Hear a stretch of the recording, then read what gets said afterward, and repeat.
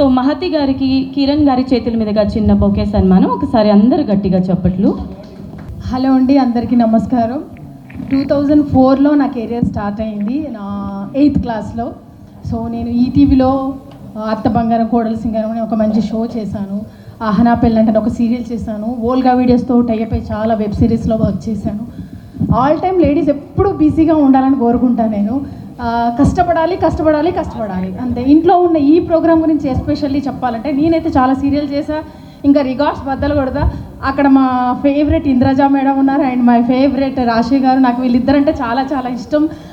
And ETV షోలో శ్రీదేవి డ్రామాలో నాకు మంచి పేరు వచ్చింది. అందరూ యాక్చువల్లీ నా షో అనుకుంటున్నారు, అలా ఉంటుంది. మా మేడం నాకు పంచెస్ కూడా చాలా బాగా వేస్తుంది అండ్ ఆది గారు కూడా.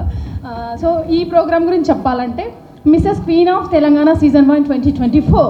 సో జీకే గారు నా ఫ్యామిలీ ఫ్రెండ్. తను ఒక 6 months నుంచి మహతి గారు ఈ షో మంచి ప్రోగ్రామ్ ప్లాన్ చేస్తున్నాము, మీరు తప్పకుండా రావాలని కాల్ చేస్తూ ఉంటారు, మాట్లాడుతూ ఉన్నారు.